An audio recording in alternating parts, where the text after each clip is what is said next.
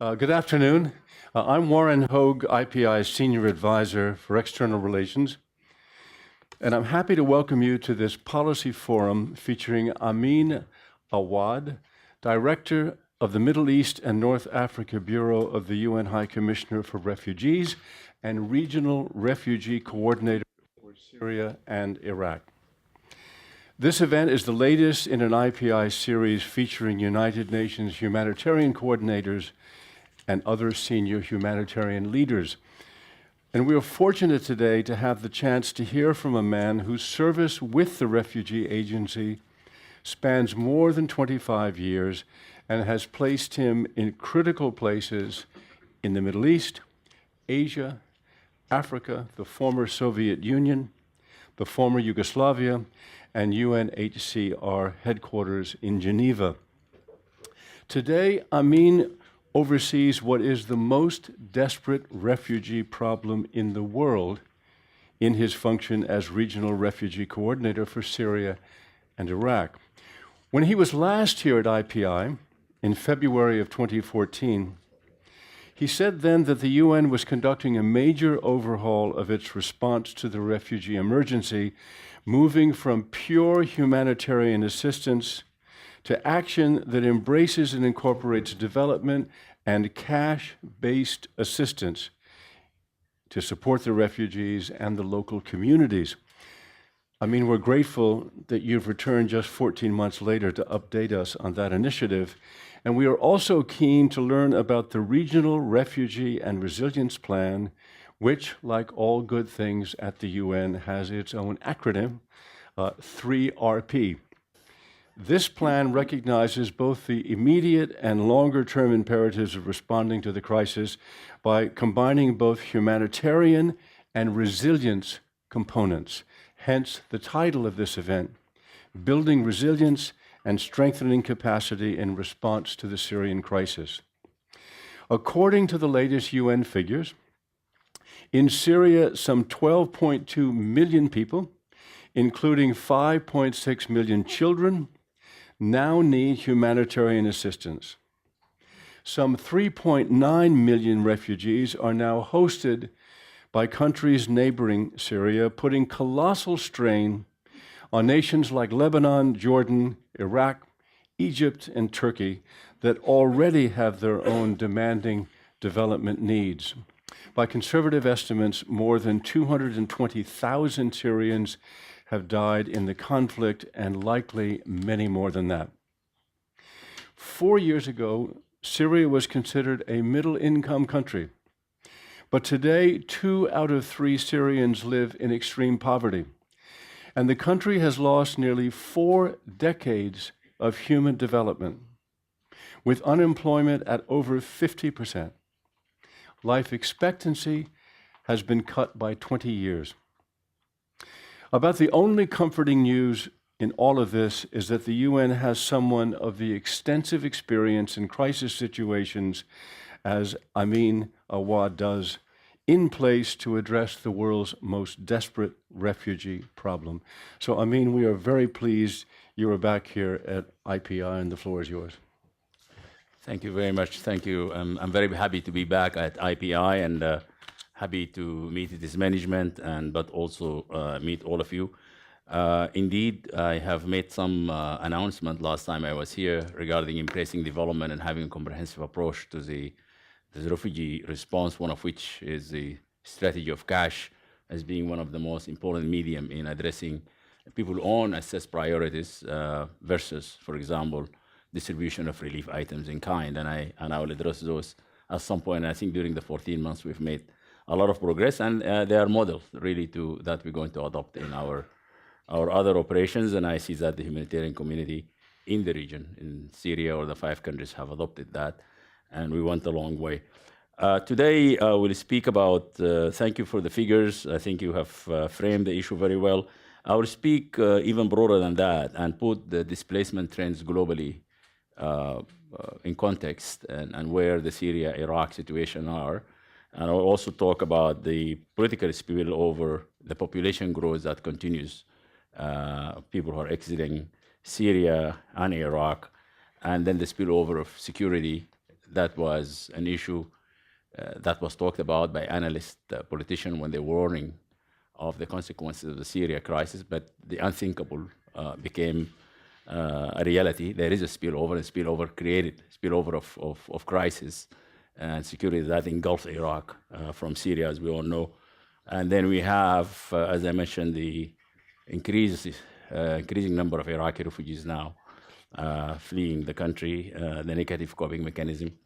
And then also the basic needs, the funding, the responding strategically to one of the most important and acute, I think, elements of all of this is the heightened poverty among refugees, but also the fact that hundreds of thousands of children remain outside school and youth that are nothing to do and sitting idle and drifting away is indeed a lost generation of youth and children and a wasted big sector of the population that has qualifications, be it doctors, nurses, teachers, engineers, civil servants, and so on. The most important thing here, I think, above all of these things, is that there is no political solution to the conflict in Syria. I think the world has failed Syria and the Syrian peoples. And I think the heroes today in this crisis are not the humanitarian workers. It's not the political side or sector of the. It is very much the Syrian people who remain there, displaced, fled their country. The country is torn, infrastructure destroyed, pulled in different directions along sectarian and other affiliations. A lot of the unwanted groups found a gap and invited themselves into Syria, took up arms, and they're fighting each other. I don't think there is one unified vision among all of these groups. There are over 500 of them in Syria now. I don't think there is one unified vision as to how they want to see Syria post all of this fighting, nor they know themselves when is that fighting will end, and there are no daily objectives. I think groups are, if the best that I can come up with are fighting for territories within Syria, and in between, of course, the population and the vulnerable in particular find themselves displaced, disposed, and also find themselves cut off of services, livelihood, separated families, and so on and so forth. Just let me, with that introduction, talk about our trends globally. Today in the world, we have a dramatic increase over the last few years, an unprecedented peak by the end of 2013, 2014 of the world displaced population. There are 51.2 million individuals were forcibly displaced worldwide, not as a result of natural disasters. It's a result of persecution, conflict, generalized violence, human rights violation, and war. That is the highest number of displaced persons since World War II. Some 33 million were internally displaced globally. Of those, we have 7.6 million Syrians, more than 2 million Iraqis. As a matter of fact, there are 2.9 million. This represents almost 28% of IDPs worldwide. The number of 51 include refugees and IDPs. The IDPs are 33.3, and that small area in the Middle East between Iraq and Syria, they make up for 28%, almost 30% of that total. There are 16.7 million refugees globally. 1/4 of those refugees come from Iraq and Syria. Until last year, the region hosting the largest refugee population were Asia and the Pacific. Pakistan, for example, hosting the biggest number of refugees, being the Afghans. Now, as a result of the Syria crisis, the Middle East and North Africa now host the world's two largest refugee population. 5 million Palestinians, refugees. Of course, the war in Syria contributed to the exodus of many of the Palestinians who settled in, some of them settled in Syria since 1948. to become once more refugees, and they are under the mandate of UNRWA. And there are 3.9 million Syrian refugees under the mandate of UNHCR. And there are also a number of small caseloads that have fled Iraq and other places. So it makes really a big number of refugees worldwide. And across North Africa, as we know, the number of Syrian refugees crossing the Mediterranean toward Europe, along with some migrants from sub-Sahara Africa and West Africa in general, and some Palestinians, they make this very dangerous crossing every day. Last year, by 31st December 2014, we had 205,000 people who crossed and made it to Europe. Thousands died, perished, and they still make the very dangerous trip in unworthy sea vessels. And of course, with that comes a web of smugglers and groups that trade in moving people. When we look at January and February of this year, the statistics I have so far, I don't have March yet, the number of people who left North Africa to Europe across the Mediterranean is higher than the number of January, February 2014. So there is an increase. And the reasons are very clear: heightened tension, conflicts, utter poverty in some of these smaller sub-Saharan African countries and in West Africa, and also with it, the refugees from Syria and the Palestinians. The population now checking into Lebanon and Jordan reflected that there is a very high increase in the population of both countries. The refugees from Syria make up about 25% of Lebanon population today.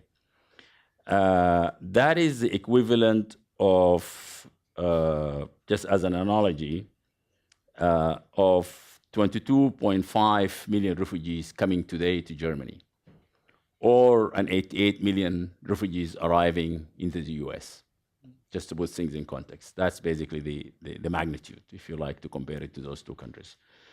It's huge. Turkey became now the largest refugee hosting country with 2 million refugees, and some of them are still not registered, so the number could go up. Of course, mostly from Syria, but they have also tens of thousands of Iraqis and nationalities, giving it a central location.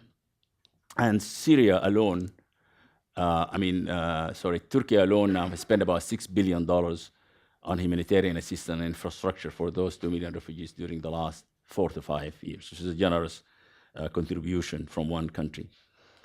The spillover, which I mentioned earlier, is very clear.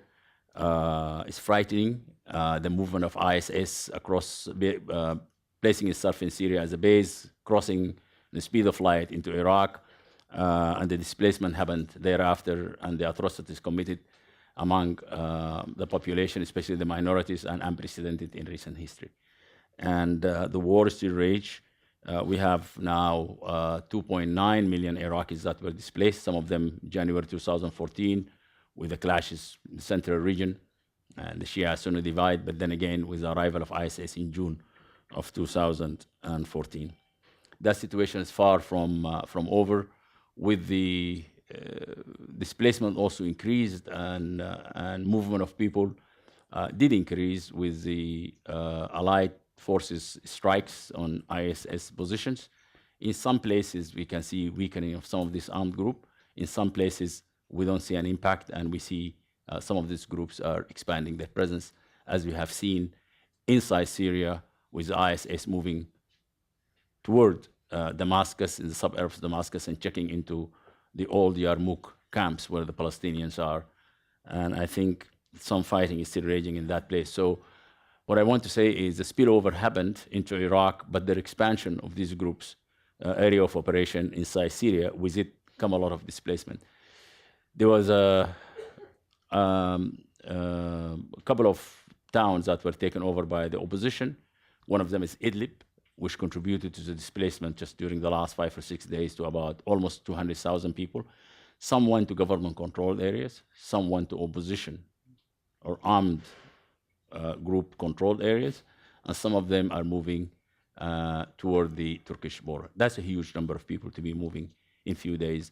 And the fact that without a political solution or strategy on the part of the international community, the burden just fall on the shoulder of the humanitarian actors on the ground and the humanitarian community at large. Today, we speak of millions of people who are displaced. We speak of hundreds of thousands who are displaced within days, and we remain numb, or the world remain numb. In some circles, one can say even indifferent. So really, there is a need to push, there is a need for a huge push toward political solution for these conflicts in Syria, what's happening in Iraq. Also, the issues that come to the fore are the minorities, the women, children, boys, the gender-based violence, and the generalized violence that keep people away from their home and make the situation protracted, be it for the IDPs or the refugees, which makes the consequences and the impact on neighboring countries also long-term, and need different mechanism to cope. It cannot be business as usual 5 years later. 16 million people displaced between Syria and Iraq, and the negative coping mechanism that the refugees and the IDPs are deploying to really survive. We did a survey as a sampling where we visited over 40,000 homes, several occasions during a period of 12 months period. These are Syrian refugees in Jordan. And the detailed report just revealed that actually the majority of those people who are now in exile, being displaced because of war in Jordan, if that speaks to as a sampling or a sample of the other refugees in other countries, their situation is worse than it were 4 or 5 years ago. They came with savings, they came with belongings. And why the situation is worse? Because one, of course, they exhausted all their saving. Two, the humanitarian assistance has been going down because the funding have been going down. Organizations like WFP, in particular, and UNRWA needs more funding than any other time because the number of Palestinian refugees increased. This is an area of UNRWA, what we call an UNRWA area of operation. And while the funding is going down, the number of refugees and IDPs are going up. So you can see the gap that's widening and why there is a heightened poverty now and desperation among the refugees. It is really very saddening to see that a lot of, as I mentioned earlier, the youth in particular, the active part of the population, be it men or women who have a profession that they cannot work, and the number of children that are not going to school, and the number of youth who do not see hope. These are also elements that will feed into the conflict and expand the labor force or the recruits among these 500 plus groups that are competing for space between Syria and Iraq. So I think containing the young population, putting them in school, ought to be a #1 priority for security reasons, for regional stability, and for the post-war Syria. If not where they are as active citizens of their new homes, if they are to remain longer in Syria or Lebanon or Jordan, I mean in Lebanon, Jordan, or Iraq or Turkey or wherever they go. Education is very important, and as I said, the SGBV issues related to women, children are also of paramount importance. Responding strategically with all of that's going on and the protracted situation, as my colleague just made in his introductory remarks, indeed, I said last year that we will have a comprehensive regional approach that embraces development and humanitarian. We did succeed in doing that by forging a partnership with UNDP even during the conflict. And UNDP is a development outfit, and their partners are development. But we thought we bring them forward with us now in this phase because of two basic reasons. One, the number of local populations in the surrounding countries that are impacted is huge. The Syrian refugees in Jordan and Lebanon and Egypt, if I take these three countries, or even Turkey, who are living in the bellies of towns and villages today are much bigger than those who live in camps. Our statistics shows that only 15% of the Syrian refugee population in the region lives in camps. 85% lives in communities, in villages and towns. So that means they're sharing the meager resources these countries and these municipalities and villages and towns have.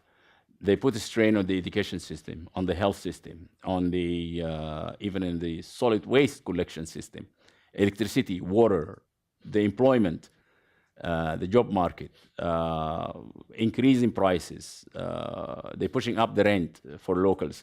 So it really became a burden. And we saw that without engaging the communities, hosting them, the municipalities and the countries, and giving them the resources to cope, we're going to have a problem that we don't want to have right now, which is simply closing the borders or a tension between the local population and the refugee population, which we don't need, because we need them to receive the refugees until a solution is found in their host communities. So the 3RB, we call them the 3 Rs, basically, are the Regional Refugee Resilience Plan. And basically, it goes side by side with the Humanitarian Response Plan. And we said we needed the continued levels of humanitarian funding that is essential from the humanitarian donors to provide urgent help to the 4+ now million refugees and to the IDPs inside Syria. But also, we needed an intervention by the development donors to support vital areas and vital intervention in the health, education, in the child development and child protection, but also on making resources available to the host countries, down to the field level, to the municipalities, to help in the area of infrastructure, water, energy, education, health, and so on and so forth. The 3RP was launched in December 2018 in Berlin. The budget is about 5.5 billion. It has two tracks, the humanitarian, as I said, and the resilience. A donors launch was also done in Kuwait last week, where donors responded with a $3.8 billion. But that's, again, is the 5.5 billion for the refugees, plus there were 2.9 for the internally displaced. So those two appeals are making about, the makeup is about 8.4 billion. The donors contributed 3.8, less than 50%, maybe 40%. Hopefully, we'll inch closer to meeting the needs. Here, there is a problem when we talk about development and humanitarian, the new approach that we have embraced. And we're hoping to benefit from this. There is an imbalance. The total humanitarian allocations, the fund, worldwide is 22 billion. The local total allocations for development from donors is 120 billion. And I think today the humanitarian issues are definitely outpacing the development side of things. So there ought to be a reconfiguration of the way funding or voluntary funding is going to humanitarian development and otherwise. The numbers are high, the conflicts are multiplying, political leadership is needed and it's not there. The evidence is Syria is going on for 5 years. And all of this says, tell us something, that crises will happen, as is happening now in Yemen. They will happen and they will multiply and they'll become protracted. So if you multiply all of this, the price tag is really very high. The number of people are increasing and the numbers of the needs and also the risk of a spillover as it happened in Iraq and now it may happen elsewhere. So these are all elements to tell us that if funding really, which is the easiest, I would say, the easiest to secure, easier than finding a political solution, then let us secure the funding part. And I think for the voluntary, for organizations that do depend on voluntary funding, there ought to be a new way of allocating resources. If voluntary contributions are not sustainable or predictable, then there may be, we have to revert to something else and assess, needs or allocation centrally by these agencies to cover the balance when it comes to emergencies. We have also embraced innovative approaches, one of which is cash. Why cash? Cash gives population of concern to us, refugees or IDPs, a dignity, a choice of what they want rather than distributing the blankets and the plastic sheeting and the tents. They may not need this in an urban setting anyway. So we reverted to cash. Also, distribution of cash has a very small overhead cost of 0.5%. In countries like Lebanon, Jordan, and Turkey, there are banking systems that are functioning, and using an ATM machine and a technology of iris scan allows the refugees, wherever they are, to withdraw funds rather than coming to the offices of the UN, the humanitarian organization, to withdraw or to receive their assistance. Innovative in the sense that if you take one country like Lebanon, the refugees are in 1,680 locations as of 31st of March. Very difficult to reach all of these locations. But if they have an ATM machine card, allowing them to withdraw funds from within 1 or 2 kilometers distance, that is, of course, best. And as I said, it gives them a sense of dignity and also a sense of control over their life and fate by prioritizing what they want to purchase with that money.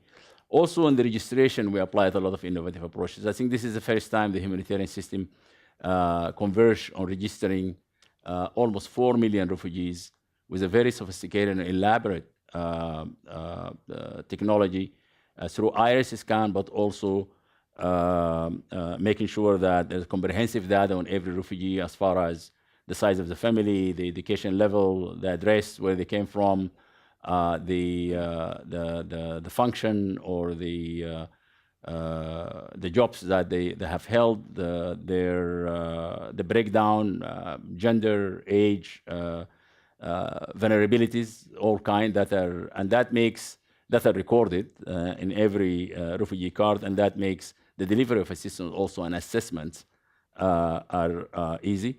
To counter fraud, also to make things easier and align ourselves with the government of these countries, as I said, biometrics and iris scan, and our evaluation of those systems were very positive when we did our technical evaluation, and we'll continue to use them. As a matter of fact, now we're taking this system to other places like Mauritania and other refugee situations. I want to emphasize that again, the really number one issue for us now, the women and children, SGBV, the funding to cover the needs of the host communities, and the funding from donors to really contain the situation of the IDPs, but also the refugees, and the need to really find a political solution to this conflict. For one reason that I'm repeating this, because I can see that on the short term, this is not sustainable, and it's going to lead to multiple sets of catastrophes and consequences. We remind ourselves, we have seen one in Iraq with the expansion of ISS, but we may see others. And the countries in the region are very fragile and they need support. Lebanon is, so is Jordan, and Turkey is also burdened by many of the challenges of the 21st century. I'll stop here. Thank you. Okay, thank you, Amin. Just a couple of questions, and we'll go to the floor. First of all, who are the regional actors that you can work with, and are you well coordinated with them? The regional actors are the UN agencies. We have the regional political and development institutions. We have the Arab League. We have the Organization of Islamic States. We have the GCC, the Gulf Cooperation Council. But I think the NGOs today, they play a big, important role. There are about more over 200 of them, and they have set regional offices in Amman. The UN set regional offices in Amman, which is overseeing now the situation in the region. But the most important players for us are the host countries who are in the forefront of this by opening the borders, providing protection and support, and opening really their public sector and the services that are provided, be it health or education, to the extent possible. That doesn't mean still it's enough. They need support to really continue to help us. And creating schools, yes, I'm struck at how you've been focusing on children. One generation almost lost already, another one on the cusp. Is that encouraging countries, I mean, Turkey to create a school in Turkey, maybe with Syrian teachers? Is it a joint effort? It's a comprehensive collaborative effort, but I think there is a need for a new push to make sure that the curriculums are made available, the teachers are found, trained, and lined up. The infrastructure, what I call the hardware, which is schools, need to be prepared. And what we are, if you take a still picture, photo, shot of what is happening today, infrastructure is not there in host communities in these villages and towns, and the schools are crowded by the extra number of refugees, those who are lucky and admitted. But also in places like Lebanon, we created second shifts, and even that's not enough. The number of refugees from Syria outnumber the number of refugees. Number of children in Lebanon, for example, who are also in need of schooling. So it is, for these small countries, education is a challenge, and that's why the refugees are losing out. There is just not enough places. So we look at the software and the hardware, and we have to stay the course also. We look at education as a medium, long-term kind of a solution, not an instant delivery of assistance. I think from past meetings we've had on this subject, I've been struck by the fact that the neighboring countries, which have burdens of their own and now accepting all these people, and as you pointed out, these are people who are not going into camps, they're going into these communities. Yeah. How is the potential resentment factor? In other words, the locals saying we've done all we can do and it's now overburdening our own systems for our own people? It is there, and the tension is rising, and that's why I said if we don't support the host communities, the host governments, in particular Lebanon, Jordan, Egypt, Turkey, of course, and Iraq, Lebanon and Jordan in particular, to really offset the strain and the impact of the presence of refugees, we're going to have a problem between the two populations, the refugees and the local population. Is the cash-based assistance that you spoke of here 14 months ago and you've spoken of today, is it working? Is it accomplishing the goals that you set out for it? It is. It's not enough, but it's working. It's working in the sense that it's being displayed very quickly with a very little overhead cost. And the most important thing really is it reaches the refugees where they are through this medium of ATM machines and vouchers, and it gives them the dignity to really choose their priorities. Mm-hmm. The other thing I'm thinking is, you have said, and of course it's true, that the real only solution is a political solution. The political solution seems to be more and more elusive, meaning these communities are becoming more permanently settled, a whole nother generation of students. Is it difficult for you to decide at what point you give so much assistance that a community can become permanent, or still must you maintain what might be a myth that they are just there for a while and they will go home one day? This is always a dilemma we find ourselves in. Integrating refugees too early into communities may defeat the purpose of sending millions of people back home to their natural habitat to rebuild their homes and integrate again, and that's how nations are built and kept. And the other one is too many, too long. For how long more should they be integrated now? Obviously, some of them probably already have. Those who have the means, the business, the skills, may already found jobs, may already started businesses, and they'll be the last to return. But those who did not, do not have a living and a purpose, if a country open up for return and peace comes, they will probably be the first to return. Mm-hmm. So we're hoping for the latter. Just one last question.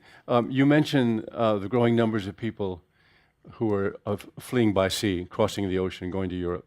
And also, of course, concurrent with that is the increasing numbers of people who are dying in trying to get out. What is your agency's attitude about those people? Do you assist them in escaping? Do you prevent them from escaping and trying to keep them from getting into boats and going?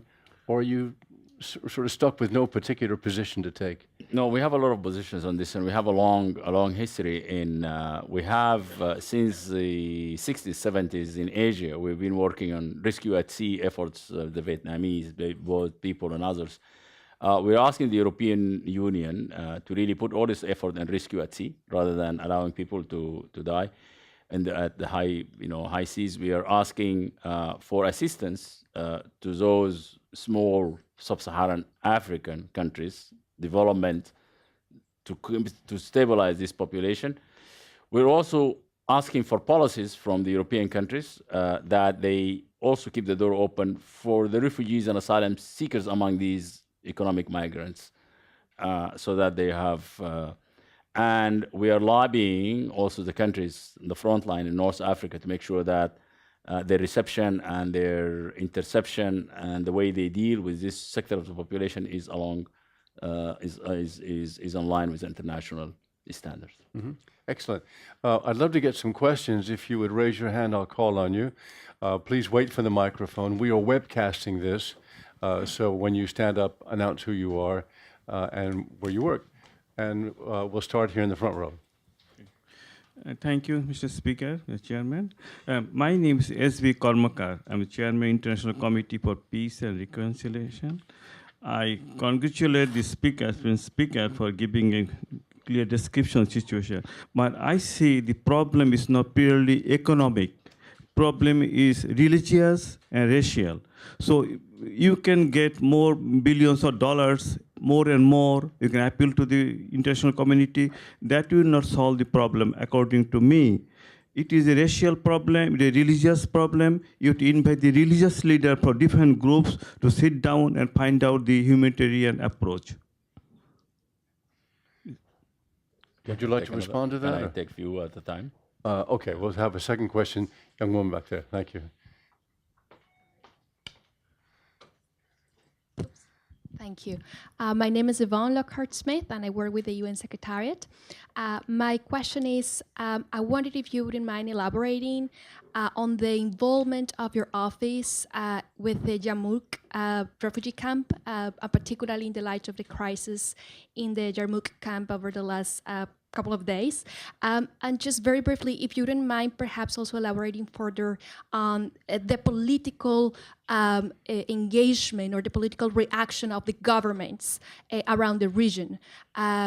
Because you said that obviously you need a cooperation from countries such as Turkey or Jordan, Lebanon. Over the last 4 years, if you wouldn't mind just breaking down how each of those governments have responded to your knocking on the door to help the refugee communities there. Thank you. Thank you.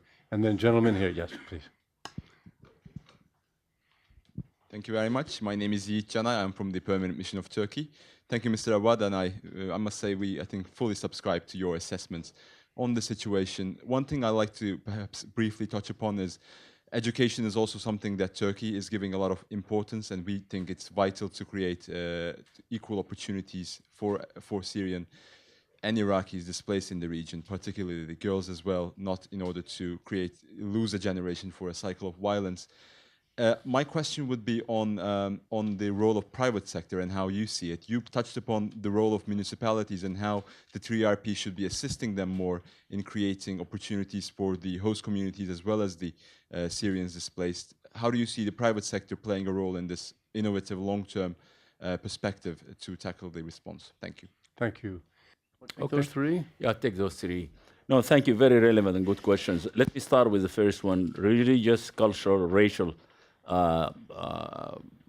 issue or issues that converge. I think they're also political. That's how it started first, and started to replace the regime actually with a small movement, and then forces that are, pro or against, they got involved. I think because of the religious, cultural, and racial, and because of the political side of things, the humanitarian, I agree with you, and thank you for raising this. The humanitarian, the billions will not solve the problem. We're putting a bandage on the wound here. The political solution is very important. And when there is a political solution, that means there's consensus. But it has to be very clear, the consensus is not going to be reached by these armed groups that invited themselves and sat inside Syria. I think it has to come from the people. And here, I think that the international community will face a very serious dilemma as to how to get the country, to rid the country of this group that they took space and took arm and remained among the people in Syria. The Yarmouk camp, that's straightforward.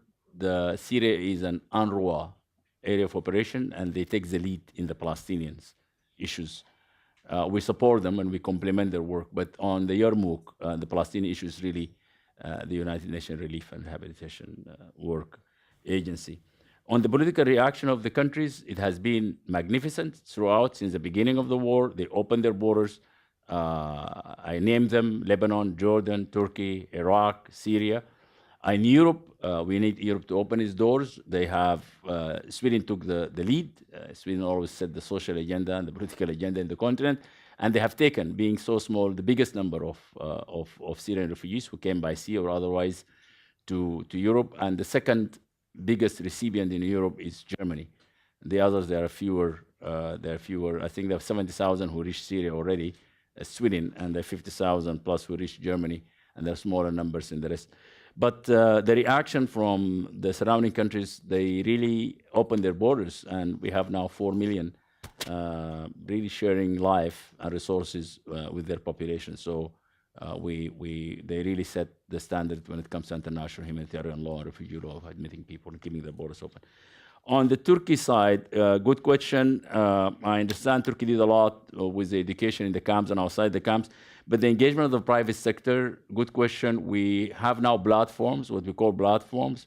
We engaged the CEOs of some of the multinational corporations in the Gulf and their representatives, and we're taking this, and it has been very successful platform with the engagement of the private sector, and we are taking now this to other regions in Europe, Asia, and other part of the world. But again, we cannot engage the whole private sector all over the world for one cause, which is Syria. But I see my organization also, as far as Africa and Asia and other places, they're trying to divide that pie, whatever comes from the private sector, among other emergencies. Okay, I'll take some other questions. Okay, Maureen first, and then Sally after that, and then third one right here. So we'll take three at once, yes? Yes.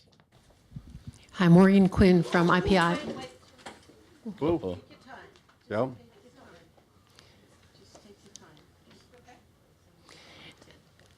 So I have two very different questions, if I may. Mm-hmm. The first one is about your work with the Syrian refugees in Iraq, and how has that been impacted by the presence of Daesh?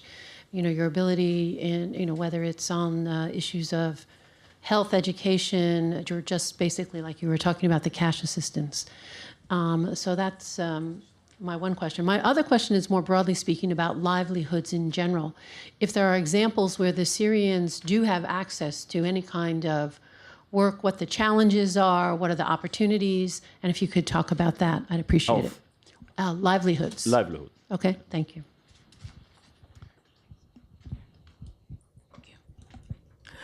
Thank you. My name is Sally Cater. I'm with the U.S. Federation for Middle East Peace. I congratulate you on what you've done in Zaatari camp. I witnessed that firsthand. I went to the supermarket, and I saw how they shop. I saw the ATM machine and how independent they are in shopping. I went to the Champs-Élysées. It's a street inside the camp that the refugees have set up their own shops, and they call it Champs-Élysées because it's a very long street. And I also saw, all of that was very positive. But I also saw there is a very small playgrounds, for the children. And of course, you touch on lack of schools, which upsets me very much. And the other thing that when I was there, one of the reasons is to find out how women are, functioning there, and especially the girls, the children. But even though I was officially there with the UNHCR and the government of Jordan, they kind of danced around that. And they said to me, no, they're not selling anything or marrying them very young girls. It's that tradition. And of course, you know, and I know, there's no such thing as marrying so young girls as tradition for a few weeks or a few months. So could you address that for me? Thank you. And then the last. Hi, my name is Mona Fatou from the UN Office of Internal Oversight, and I actually had a question also related to livelihoods, which of course is an important part of resilience building measures. You know, as we know, the right to work is enshrined in the 1951 Convention, and yet many host countries do place restrictions on it. So I was wondering about UNHCR and the international community's efforts to address those restrictions and build self-reliant opportunities for refugees. Thank you. Okay. All right, Amin? Yeah, great, thanks. No, thanks, Maureen. Iraq, and of course, the entry of ISIS or Daesh, it is Arabic acronym, disrupted the life of the refugees in Iraq. Luckily, it was one camp. In Iraq, we have about 230,000 that are registered, and they are on the Kurdish region. There was a small number of about 5 to 7 million in Qaim, which is in Anbar province and right at the border. These people were disturbed by the presence of Daesh. They have taken over our office, our vehicles, and luckily they have not harmed the refugees. Some of them returned to Syria, and some of them moved north, and some of them moved into Mosul city. On livelihood is a challenge for us because, and luckily now with the 3RP and the development actors coming in hand by hand, maybe they will get it right. There ought to be assessment and categorization of skills among refugees to help them to start their own projects, participate in the community, and seize opportunities, and also be useful in making a life. And that is, it is one of the most difficult parts. And now that we came to the realization with the development side of the house, the UN and the donors, that there is a need. This is not a short term, as I said, it's a long term, and it's protracted, and we have to deploy any of the development livelihood initiatives. And I think we are at the beginning of this. As humanitarian, we really do pay a lip service to it, but the development actors have a longer history and well equipped to do it. So I hope that it evolves in that way. Now, on the issue of early marriage, it's a problem. In the rural areas of Syria, it's happening. So some of it is genuine. Women or girls at the age of 15, 16 are married. But now that is illegal in Jordan, for example, at least because their laws are different, and there is an authority to go to, which is the government of Jordan, and circular went to all the residents, parents and children and whoever from the population, that it's illegal to marry anybody below the age of 16, and that's the rule of the land. So, and it has to be enforced by the imams who, if you don't go to a court to really marry, the imam have to enforce that, and they have been warned that if they do it, they're acting illegally. So I think they're put on notice, and that's the way to do it. Would that curb this phenomena? It's part of the monitoring of the SGBV. We consider it a violation. On livelihood and work permits, to tell you frankly, if you look at Egypt, Jordan, or Lebanon, for example, the level of unemployment among the young population is very high, sometimes 25, 30, 35, 40% among young graduates. So the Jordanians and the Lebanese young generation is really competing with the refugees in finding jobs. The exploitation here, exploitation in bracket, happens that the refugees get paid less. And worse, we have seen a lot of voluntary, with the consent of the children and the families, of children at the age of 8, 9, 10, 12, 14, doing jobs of adults, carrying heavy weight, milling behind bakeries, for long hours and 1/4 of the pay. So employment happens. and the government turns a blind eye. We haven't heard of one refugee who was picked up from a restaurant or a workplace and sent back home or thrown in jail. So it happens. If they have fine opportunities, they work. And I think that is the flexibility we find from the governments in the region, that they haven't made employment an issue. Take more. Is that the right to work and restrictions on it? Yeah, that's what you were responding to. Yeah, Okay, yeah. fine. Okay, Matthew in the back, you'll be first. Rhonda second, and Jose third. Thanks a lot. Matthew Lee, Inner City Press. I was listening to this and I decided to ran over. I wanted to ask you about, I heard Mr. Guterres of UNHCR was complaining that countries like Lebanon and I think Jordan as well can't get financing from the World Bank because they're considered middle income. And he said this is a major problem given all the stress put on their economy by accepting refugees. So I wanted to know, since the World Bank is a part of the UN system, at least technically, what's being done on this issue to try to get so that the status of Lebanon and Jordan in particular, but he mentioned countries in West Africa as well, can do it? Is UNHCR or anyone else in the system doing anything on that? Thanks. Well, we have. Wait, okay, we got the second one.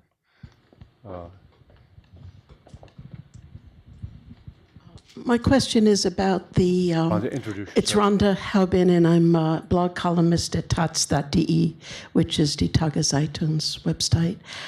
My question is about the 500 groups, and I realize you're the humanitarian side of all of this, but a political solution when there's these 500 groups, it just seems that somehow this is an incredible problem, and who and how does this all get addressed? And what about somehow the support? Obviously there's some support from places for these 500 groups, and it's not just internal, it's somewhere else. So is there any process to point towards this political solution that's so badly needed? Thank you. And Jose. Yes, Jose Vericat with IPI. It seems that the conflict is increasingly intractable, and it appears possible that Syrian refugees will share the same fate that the Palestinian refugees have lived through, staying in host countries for decades. I wonder if you can tell us a little bit about that sort of possibility in terms of a long-term plan and the lessons learned, perhaps, from the Palestinian experience. Thank you. Yeah, no, thanks. To the first question on the World Bank, we are, I think there is now conviction within the bank, at the highest level, the management, that there ought to be a special provision or at least suspension of the facilities rules that indicate middle income countries are not eligible for some kind of assistance or support from the financial institution. So we are pushing in that direction, and I think the issue is also getting traction among donors. They know that countries like Lebanon and Jordan, during peaceful time, perhaps they were middle income and they were not eligible as other countries in Africa and Asia. But now the realities are different, and the income, the growth rate, the implications of the economy, the structural support that these countries need, clearly the World Bank is a leading institution that have to get involved with Jordan and Lebanon and other countries. On the 500 groups, 10 men, a jeep are a group. And they control Swaziland, they set up checkpoints. I think a political process, I'm not pessimistic, I'm very optimistic on this, if there is a will among the P5s, and there are the marches, and there is a mapping of Syria today and who's there, what can be managed militarily, politically. I think we can. If I look at Afghanistan, it's not an ideal picture today, but from total chaotic situation to a more manageable situation. Somalia is another one.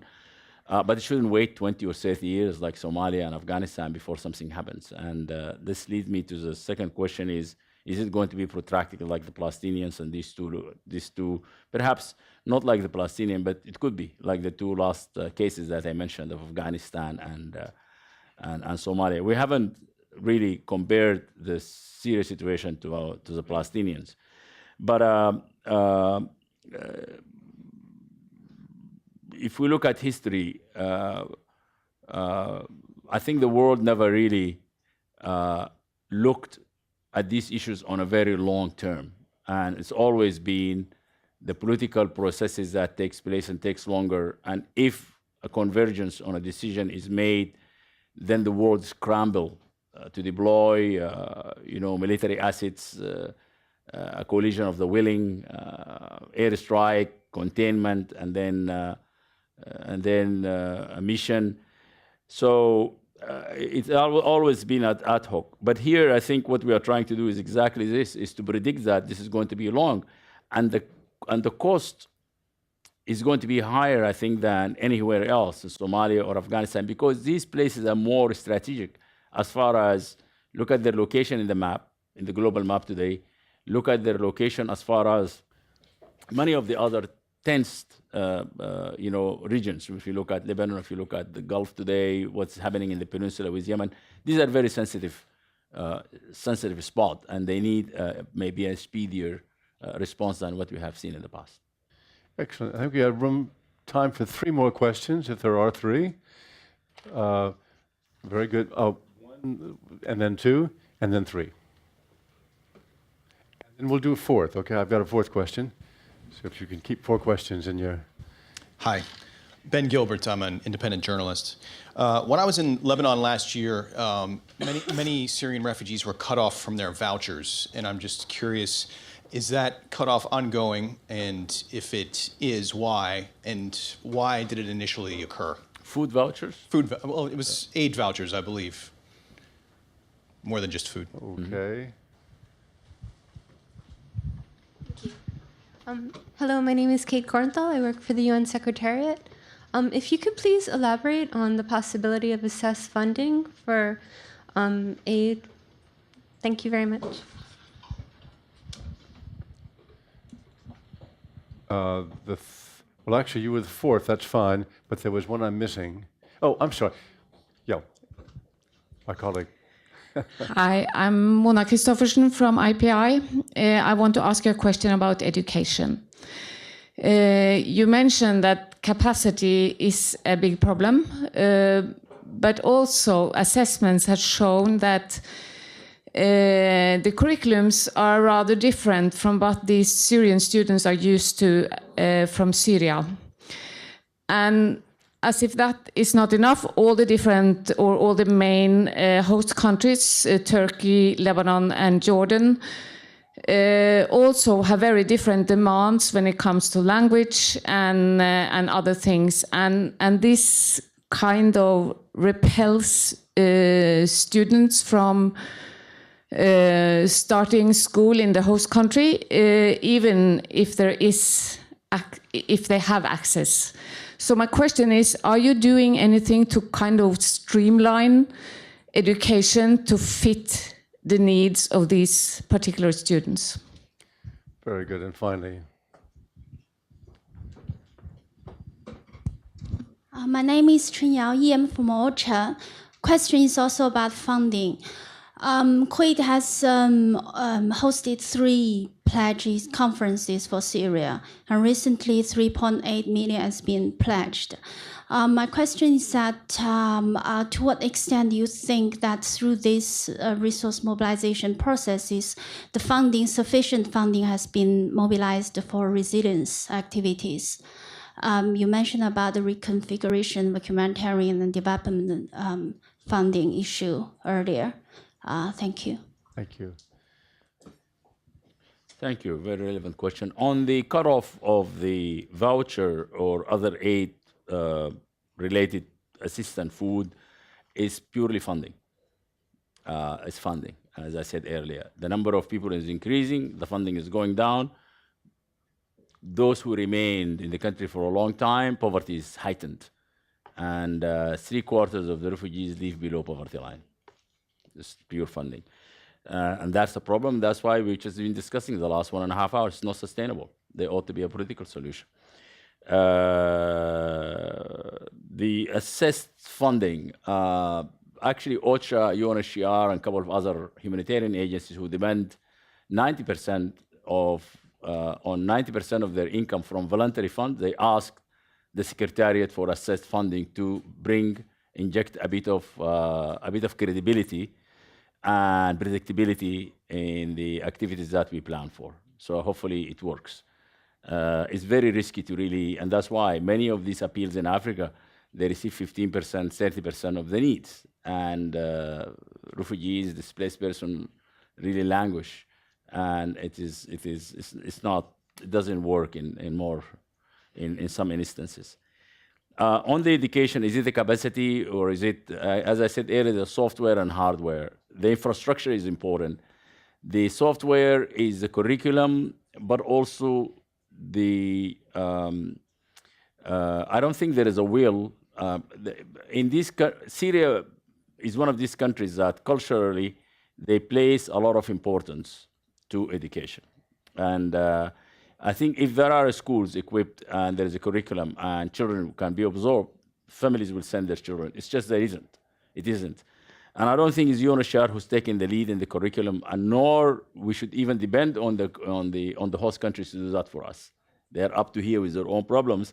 I think it's for the international community and the authorities that might be, and it's not only UNICEF, even beyond UNICEF, to really make sure that there is a very thought-through push, not only for the elementary education, but the 12 years of education, elementary, medium, and high school, plus post-high school, a campaign and a strategy really well-sourced to make sure that the issue of education among the Syrian refugees are tackled appropriately. I don't think enough is done. Let me just put it mildly, and more can be done. On funding and Kuwait 3, on the development side, the resilience, I don't think they have received what they have asked for, nor the humanitarian. Altogether, 3.8 billion out of 8.5, so less than 50%. I just hope that our colleagues from the development side and the resilience will undertake a big push with the development donors. As I said, 120 billion every year is allocated for development versus $22 billion only for humanitarian. And I hope that not all actors will fall on the money that's coming to the humanitarian track, because then it's not going to be enough for both, nor is it going to be enough for the humanitarian only. I mean, I said at the very beginning that I think, first of all, we're very grateful you're here at IPI. I think I can speak for the audience in saying we're grateful that you have taken on, that somebody with your experience and wisdom and background has taken on this extremely tough job. You certainly have proved in your responses that you absolutely know what's going on and you're doing the best to make it as good as it possibly can be. So thank you for all those reasons, and thank you all for your very good questions. Thank you.